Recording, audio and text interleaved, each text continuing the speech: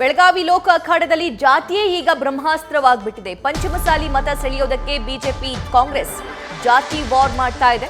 ಹೆಬ್ಬಾಳ್ಕರ್ ಕಟ್ಟಿ ಹಾಕೋದಕ್ಕೆ ಜಾತಿ ಅಸ್ತ್ರವನ್ನ ಪ್ರಯೋಗ ಮಾಡಿದೆ ಬಿಜೆಪಿ. ಚುನಾವಣೆ ಸಂದರ್ಭದಲ್ಲಿ ಬಿಜೆಪಿ ಪ್ಲಾನ್ ವರ್ಕೌಟ್ ಆಗುತ್ತಾ ಹಾಗಾದ್ರೆ ಅನ್ನೋ ಪ್ರಶ್ನೆ ಇದೆ.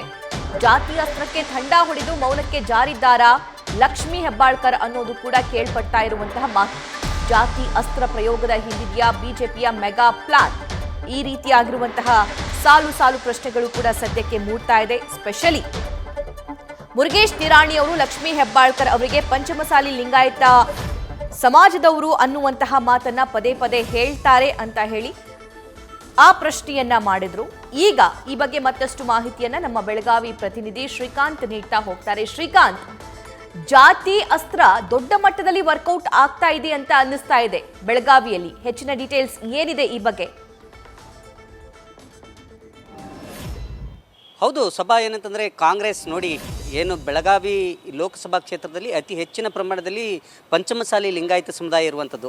ಅದೇ ಒಂದು ವಿಚಾರವನ್ನು ಮುಂದಿಟ್ಕೊಂಡು ಆ ಮತಗಳನ್ನು ಸೆಳೆಯುವ ನಿಟ್ಟಿನಲ್ಲಿ ಪಂಚಮಸಾಲಿ ಸಮುದಾಯದ ಅದರಲ್ಲೂ ಏನಂತಂದರೆ ಸಚಿವೆಯಾಗಿರುವಂಥ ಲಕ್ಷ್ಮೀ ಹೆಬ್ಬಾಳ್ಕರ್ ಅವರ ಪುತ್ರ ಮೃಣಾಲ್ ಹೆಬ್ಬಾಳ್ಕರ್ ಅವರಿಗೆ ಈ ಬಾರಿ ಏನಂತಂದರೆ ಕಾಂಗ್ರೆಸ್ನಿಂದ ಟಿಕೆಟ್ ನೀಡಲಾಗಿದೆ. ಒಂದು ಕಡೆ ಏನಂತಂದರೆ ಪಂಚಮಸಾಲಿ ಲಿಂಗಾಯತ ಸಮುದಾಯದ ಮತವನ್ನು ಸೆಳೆಯೋದು, ಮತ್ತೊಂದು ಕಡೆ ಅಹಿಂದ ವರ್ಗದ ಮತಗಳನ್ನು ಸೆಳೆಯೋದು. ಇವೆರಡೂ ಒಂದು ಕಡೆ ಬಂದರೆ ಸಹಜವಾಗಿ ಗೆಲುವು ನಮ್ಮದಾಗತ್ತೆ ಅನ್ನೋ ಒಂದು ಲೆಕ್ಕಾಚಾರ ಕಾಂಗ್ರೆಸ್ನಲ್ಲಿರುವಂಥದ್ದು. ಹಾಗಾಗಿ ಸಹಜವಾಗಿ ಈ ಕಾಂಗ್ರೆಸ್ಗೆ ಹೋಗ್ತಕ್ಕಂಥ ಪಂಚಮಸಾಲಿ ಮತಗಳೇನಿವೆ ಅವುಗಳನ್ನು ತಡಿಬೇಕು ಅನ್ನೋ ನಿಟ್ಟಿನಲ್ಲಿ ಈಗ ಏನು BJP ಒಂದು ಪ್ರತ್ಯಾಸ್ತ್ರವನ್ನು ಹೂಡಿರುವಂಥದ್ದು. ಅದರಲ್ಲೂ ಪ್ರಮುಖವಾಗಿ ಲಕ್ಷ್ಮೀ ಹೆಬ್ಬಾಳ್ಕರ್ ಅವರ ಜಾತಿ ವಿಚಾರವನ್ನು ಈಗ ಎಳೆದು ತಂದಿರುವಂಥದ್ದು. ಅದರಲ್ಲೂ ಲಕ್ಷ್ಮೀ ಹೆಬ್ಬಾಳ್ಕರ್ ಅವರು ಇತ್ತೀಚೆಗೆ ಪಂಚಮಸಾಲಿ 2A ಮೀಸಲಾತಿ ಹೋರಾಟ ಏನಿತ್ತು ಅದರಲ್ಲಿ ಸಕ್ರಿಯವಾಗಿ ಪಾಲ್ಗೊಂಡಿದ್ದರು. ಅದರ ಜೊತೆಗೆ ಪದೇ ಆಗಿ ಅವರು ನಾನು ಪಂಚಮಸಾಲಿ ಲಿಂಗಾಯತ ಸಮುದಾಯಕ್ಕೆ ಸೇರಿರುವರು ಅಂತೇಳಿ ಏನು ಹೇಳ್ಕೊಂಡು ಅಡ್ಡಾಡ್ತಾ ಇದ್ದಾರೆ, ಅವರು ಪಂಚಮಸಾಲಿ ಲಿಂಗಾಯತ ಸಮುದಾಯಕ್ಕೆ ಸೇರಿಲ್ಲ. ಅವರ ಗಂಡ ಏನಿದ್ದಾರೆ ರವೀಂದ್ರ ಅಣ್ಣವರು, ಅವರು ಏನಂತಂದರೆ ಬಣಜಿಗ ಸಮುದಾಯಕ್ಕೆ ಸೇರುವಂಥದ್ದು. ಬಣಜಿಗ ಸಮುದಾಯಕ್ಕೆ ಗಂಡ ಸೇರಿದಂಥ ಸಂದರ್ಭದಲ್ಲಿ ಹೆಂಡತಿಗೂ ಅದೇ ಜಾತಿ ಬರುತ್ತೆ, ಅದರ ಜೊತೆಗೆ ಪುತ್ರನಿಗೂ ಸಹ ಅದೇ ಜಾತಿ ಬರುತ್ತೆ. ಹಾಗಾಗಿ ಈ ಏನು ಪಂಚಮಸಾಲಿ ಅಂತೇಳಿ ಏನು ಲಕ್ಷ್ಮೀ ಹೆಬ್ಬಾಳ್ಕರ್ ಹೇಳ್ತಾ ಇದ್ದಾರೆ ಅದೆಲ್ಲ ಅಪ್ಪಟ ಸುಳ್ಳು. ಅವರು ಬಣಜಿಗ ಸಮುದಾಯಕ್ಕೆ ಸೇರಿರುವಂಥದ್ದು ಅಂಥೇಳಿ ಒಂದು ಏನಂತಂದರೆ ಇಂಥ ಚುನಾವಣಾ ಪ್ರಚಾರ ಸಂದರ್ಭದಲ್ಲಿ ಈಗ ನಿರಾಣಿ ಅವರು ಇಂಥದ್ದೊಂದು ಅಸ್ತ್ರವನ್ನು ಈಗ ಪ್ರಯೋಗ ಮಾಡಿದ್ದಾರೆ.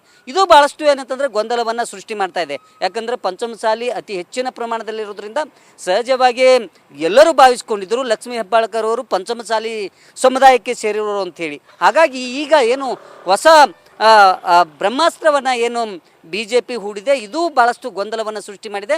ಹಾಗಾಗಿ ಏನು ಲಕ್ಷ್ಮೀ ಹೆಬ್ಬಾಳ್ಕರ್ ಅವರಿಗೆ ಯಾವುದೇ ಕಾರಣಕ್ಕೂ ಪಂಚಮಸಾಲಿ ಓಟ್ಗಳು ಹೋಗಬಾರ್ದು, ಅದನ್ನು ತಡಿಬೇಕು ಅನ್ನೋ ನಿಟ್ಟಿನಲ್ಲಿ ಈಗ BJP ಪ್ಲ್ಯಾನನ್ನು ರೂಪಿಸಿಕೊಂಡಿದೆ.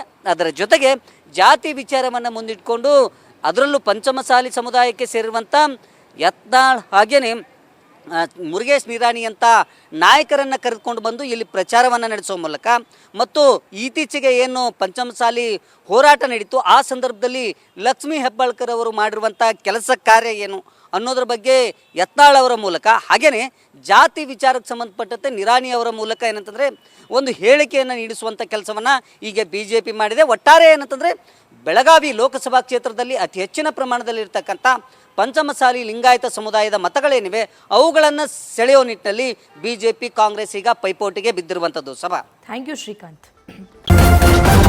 ನ್ಯೂಸ್ ಫಸ್ಟ್ ನಿರ್ಭೀತಿಯಿಂದ ನಿಮ್ಮ ಪರವಾಗಿ.